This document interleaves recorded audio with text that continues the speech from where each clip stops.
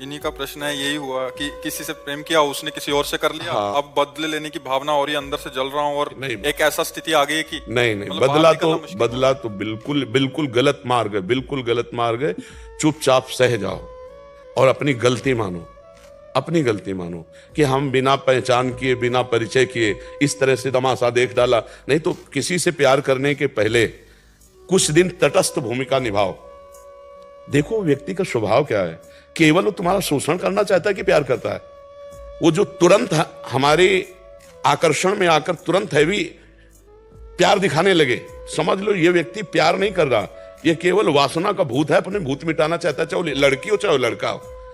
हम प्यार करने के लिए कभी मना नहीं करते, लेकिन किसी एक को चयन करो और आजीवन निर्वाह करो, तब तो तुम्हारा प्यार पवित्र और सुरक्षित माना जाएगा।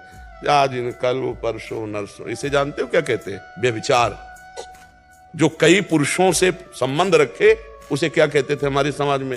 जो कई स्त्रियों से, वो क्या संबंध? आज इसे खिलवाड़ समझा जाता है। इसीलिए हमारे बच्चे और बच्चियों की बड़ी बौद्धिक स्तर की हानि हो रही। तो हमें लगता है कि आज हमारी जो समाज है, गर्लफ्रेंड बॉयफ्रेंड गंदे आचरणों की तरफ बढ़ रहे। फ्रेंड बनना कोई हम निषेध नहीं करते, दोस्त तो स्कूल में 50 होते हैं, नहीं होते, लेकिन दोस्त का मतलब व्यभिचार तो नहीं होता ना, दोस्त का मतलब गंदा आचरण तो नहीं होता ना। तो आप गंदा आचरण क्यों करते हो? दोस्त बनाओ, दोस्त तक रखो, और जब आपको इस कार्य में उतरना हो तो माता पिता को सम्मिलित करो और पाणी ग्रहण संस्कार करो, फिर जाओ गृहस्थी में आनंद लो। लेकिन अब ऐसा आधुनिकता चल गई है कि लिव इन रिलेशन चल गया है। वो पति वरण करेगी तो वो पति के साथ रह पाएगी, या ऐसा पुरुष पत्नी को अपने प्राण प्यारी मान पाएगा? तो अब जब ये नहीं होगा तो कलह अशांति और सब बढ़ता ही चला जाएगा।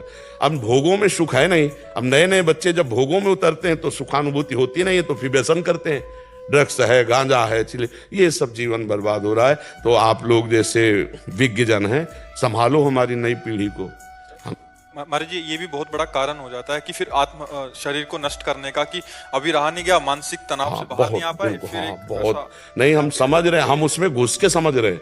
जैसे बच्चे बात करते हैं ना, तो इनके हम दिमाग में घुसते हैं, इनके दिल से दिल मिलाते हैं, तब छरछरा उठता है कि यार इसकी स्थिति क्या होगी, क्या हो। अब एक कोमल हृदय, मतलब सरल हृदय, चाहे लड़की को चाहे लड़के को, अब नई अवस्था है, अब उन्होंने दे दिया, अब वो तो जी जान से प्यार करता, वो देख रहा, उसके साथ हंस रही, उसके साथ बात कर रही। अब वो कह रहा है तुम उसके साथ क्यों बात कर रहे हो? तो क्या तुमने हमें खरीद लिया है क्या? अब उसके जो हृदय में बीतती है, क्योंकि उसने आसक्ति कर लिया ना। आसक्ति का मतलब होता है कर लिया, अब वापस होना मुश्किल है। जैसे दलदल में फंस गया, निकलना मुश्किल है। अब वो आसक्ति से पीड़ित है, तो नशा करे और नशे में अपने को व्यतीत करे, तो फिर और परेशानी होती। बहुत सोच समझ के, बहुत सोच समझ, ये जीवन नष्ट होने वाला नहीं, ये जीवन खत्म। दूसरा तीसरा, हमको जीवन का तार तोड़ना है, दुख और सुख के ऊपर उठना है, हमें महान बनना है यार। इसलिए नाम जप करो, और ये कभी ये तो सोचना मत, बुरा स्वप्न मान के छोड़ दो। कभी सामने भी दिखाई दे तो मत, कभी नहीं, ऐसा कभी मत करना, नहीं जीवन बर्बाद हो जाएगा, जेल भोगोगे, नरक जाओगे। समझ रहे हो? ऐसे कोई ना कोई फिर तुम्हारे भाग्य के अनुसार मिल जाएगी। ब्याह करो, आनंद से रहो, समझ रहे हो? गलत कदम मत उठाना। तो ऐसा होता है, इसीलिए जब बच्चे बड़े की बात नहीं मानते। हाँ बिल्कुल, माता पिता का अनुशासन बच्चों को मानना ही चाहिए, मानना ही चाहिए। तो सर ये है कि मैं जिस ऑफिस में हूँ उसी ऑफिस में वो भी हैं। अब ये हो गया है कि मैंने घर पे बात कर ली थी, उसके बाद अब उन्होंने बदल, बहुत कृपा हो गई बच्चा, नहीं ब्याह होने के बाद बदल जाती तो फिर क्या होता? बहुत कृपा हो गई। इस पे प्रसन्न रहो कि बुरा संग होने के पहले हम बच गए। भगवान की कृपा मनाओ ना, और उसको प्रणाम करो कि आपने असली रूप बलिया पहले दिखा दिया, बाद में दिखाती तो हम किसी काम के नहीं रह जाते। इसलिए उसी ऑफिस में जाना पड़ता है। कोई फर्क नहीं पड़ा। अरे कोई नहीं, बहादुर बन रे, बहादुर बन, तू दिखा कि मैं तेरे से अच्छा हूं, मुझे तेरी जरूरत नहीं। और जब दोस्त हंसे तो तुम भी हंस दो यार, पागलों के बीच में हंसने में क्या जाता है? क्या जाता है? और उसको बुरा थोड़ी माना जाता है। मस्त रहो, जिंदगी को आनंदमय बनाओ। भाई हम सबसे प्रार्थना करते, हर परिस्थिति की काट है, परिस्थिति में मत डूबो, परिस्थिति को काट के आगे बढ़ो। ऐसी नहीं, ये कोई बेइज्जती है, उसकी मन है वो दूसरी जगह जा रही, कोई बात नहीं भाई। तुम्हारे अपना रूप दिखा दिया, हमारी कोई बात नहीं, हमारा भगवान देखेगा। कहीं ना कहीं ऐसा जोड़ लिखा होगा जो तुम्हें सुख देने वाला हो। ये आती तो दुख देती ना। आनंदित रहो, भगवान के भरोसे रहो और नाम जप करो, कभी कुछ गलत मत करना। उसको भी जब प्यार से देखो ना तो मन से प्रणाम करो कि अच्छा हुआ प्रभु ने आपका रूप दिखा दिया, नहीं तो पीछे मुझे बहुत धोखा होता। ऐसा किसी का हित, ये जैसे बच्चे सोचते हैं मेरी नहीं हुई तो किसी के नहीं होने देंगे, ऐसे लोग सोचते हैं ना, तो फिर वो क्या करते, वो जेल से थे, वो भी जेल में जाते, वो किसी के नहीं होते। अपना जीवन बर्बाद और माता पिता परिवार को दुख, और इसके बाद वह जेल भोग करके फिर नरक जाना होता है। इसलिए कभी ऐसा न, जैसे कुछ बच्चे ऐसे मूर्ख होते हैं कि वो ऐसे इधर उधर सब रूप का नाश करने के लिए, जैसे वो क्या कहते हैं उसको, हाँ, अरे कभी नहीं बच्चा, कभी नहीं।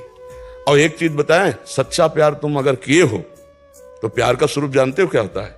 अगर तुम्हें उससे सुख मिल रहा है तो मैं तुम्हें कभी नहीं देखूंगा, सुखी रहो, भगवान तुम्हें सुखी रखे, जाओ उधर। इसे प्यार कहते हैं। प्यार का ये होता है कि ठीक है मैं तुम्हारे योग्य नहीं हूं, अगर तुम्हें अच्छा कोई मिल गया है तो तुम सुखी रहो, आनंदित रहो, भगवान तुम्हारा मंगल करे, हमें तो भगवान के साथ ऐसे चला जाता है।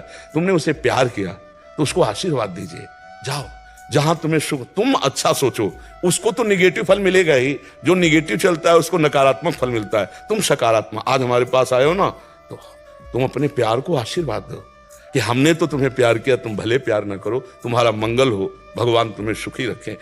ये मार्ग है, ये अपना मार्ग है। ठीक है, शांत। अब तो बदला लेने की इच्छा लगे। हाँ।